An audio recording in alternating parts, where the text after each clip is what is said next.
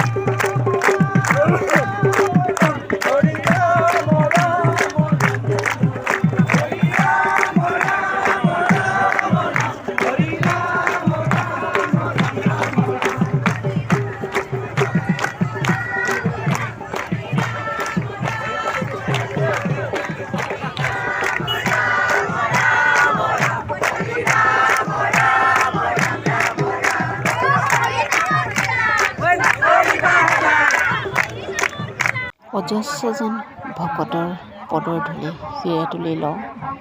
এখন বৈকুণ্ঠ পুৰীৰ দৰে লগা অধিৱেশন, অজস্ৰজন ভকত তাত তেওঁলোকৰ পদৰ ধূলি শিৰে লৈ আশীৰ্বাদ লৈছোঁ। বহুত ভাল লাগিছে। এনেকুৱাখিনি ভকত দেখিবলৈ মানুহৰ ভাগ্যও লাগিব। গতিকে য'ত ভকত তাতেই ভগৱন্ত নহয় জানো?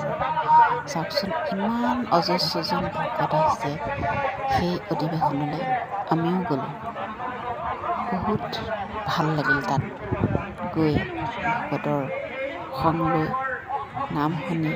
সঁচাকৈ বহুত মনটো ভাল লাগে।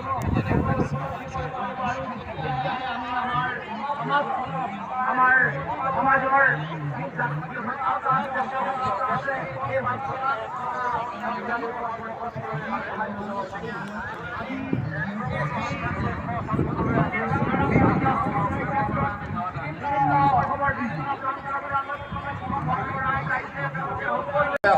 অলংকৃত কৰা শ্ৰীমন্ত শংকৰদেৱ বিশ্ববিদ্যালয়ৰ প্ৰাক্তন পঞ্জীয়ক ডক্টৰ ৰাতুল চন্দ্ৰ বৰা ছাৰকে প্ৰমুখ কৰি মাজুলী সাংস্কৃতিক বিশ্ববিদ্যালয়ৰ সন্মানীয় পঞ্জীয়ক ডক্টৰ বিনোদ বৰা ডাঙৰীয়া, ইয়াত উপস্থিত থকা আমাৰ অতি শ্ৰদ্ধাৰ সমগ্ৰ অসমৰ বিভিন্ন প্ৰান্তৰ পৰা আহি সমবেত হোৱা ভকত বৈষ্ণৱসকল, সন্মানীয় আই মাতৃসকল, সেৱক সেৱিকাসকল, ইয়াত উপস্থিত থকা বিভিন্ন অনুষ্ঠান প্ৰতিষ্ঠান দল সংগঠনৰ সন্মানীয় বিষয়ববীয়া কৰ্মকৰ্তাসকল,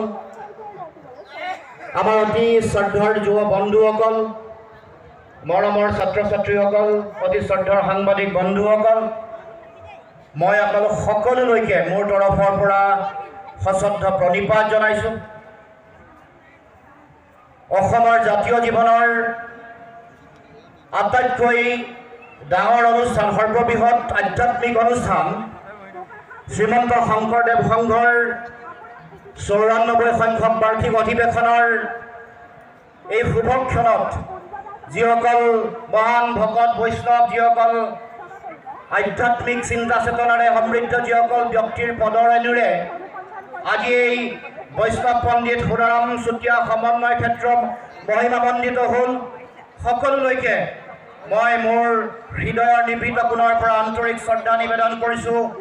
সকলোকে মই পদাধিকাৰ বাবকে প্ৰমুখ কৰি সকলোকে শতকোটি প্ৰণিপাত জনাইছোঁ আৰু আপোনালোকৰ সকলোৰে মই প্ৰথমে আশীৰ্বাদ বিচাৰিছোঁ, শুভাশীষ কামনা কৰিছোঁ, যাতে অসমৰ সমাজ, অসমৰ জাতীয় জীৱনৰ সুৰক্ষিত ভৱিষ্যতৰ কাৰণে আমি সকলোৱে একত্ৰিতভাৱে সন্মিলিতভাৱে অসমীয়া জাতীয় জীৱনৰ আত্মপ্ৰতিষ্ঠাৰ যি মহাসংগ্ৰাম সকলোৱে আৰম্ভ কৰিছোঁ, সেই সংগ্ৰামৰ ইপ্সিত লক্ষ্যত যাতে আমি উপনীত হ'ব পাৰোঁ। এই সংগ্ৰামৰ এগৰাকী জাতীয় সৈনিক আৰু জাতীয় সেৱক হিচাপে অসম মাতৃৰ পূজাৰ বেদীত যাতে সদায় সেৱা কৰিব পাৰোঁ, সেই সেৱা আগবঢ়াই থাকিব পাৰোঁ এগৰাকী একনিষ্ঠ সেৱক আৰু এগৰাকী দেশৰ এগৰাকী সন্তান হিচাপে। গতিকে সকলোৰে আশীৰ্বাদ শুভাশীষ মই প্ৰথমে কামনা কৰিছোঁ। আমি সকলোৱে জানো জগতগুৰু মহাপুৰুষ শ্ৰীমন্ত শংকৰদেৱে অসমত ৰাজনৈতিকভাৱে জাতি গঠন প্ৰক্ৰিয়া চলি থকাৰ মাজতে জাতিৰ প্ৰাণ প্ৰতিষ্ঠা কৰিছিল।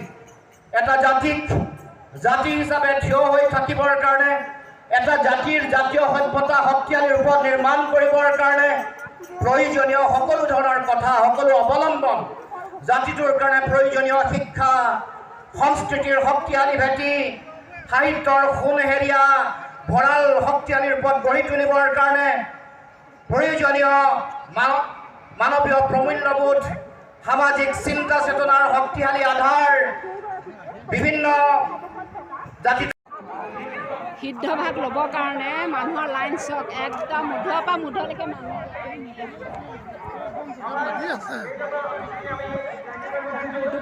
দুফালে দুটা লাইন সিদ্ধভাগি ল'বলৈ এনেদৰে লাইন পাতিছে। এয়া ভোজনালয়।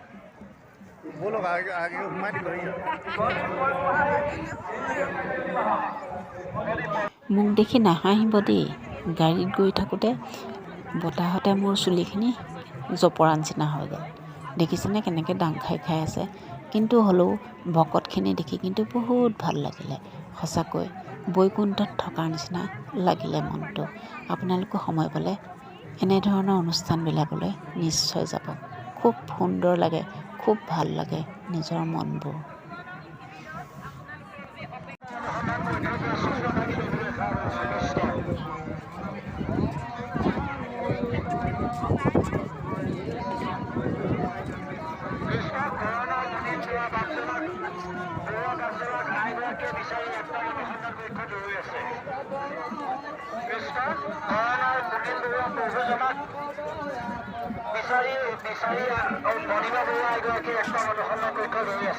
তেখেতক একদম অনুসন্ধান কক্ষত আহি তেখেতৰ লগ ধৰিবলৈ সেৱা ধৰিছোঁ। কৃষ্ণ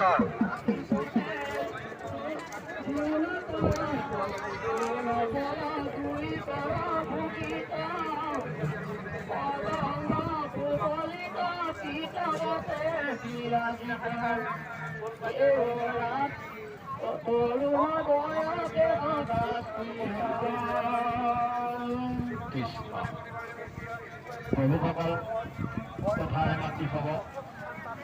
এতিয়া সুন্দৰটো সেই কাহে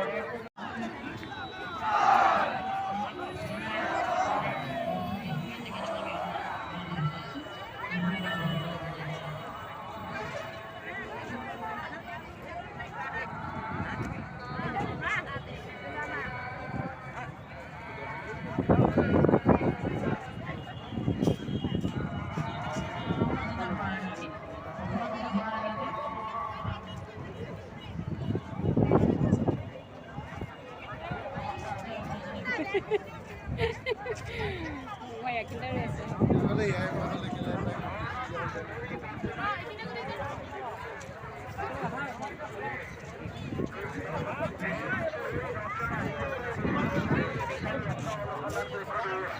আপুনি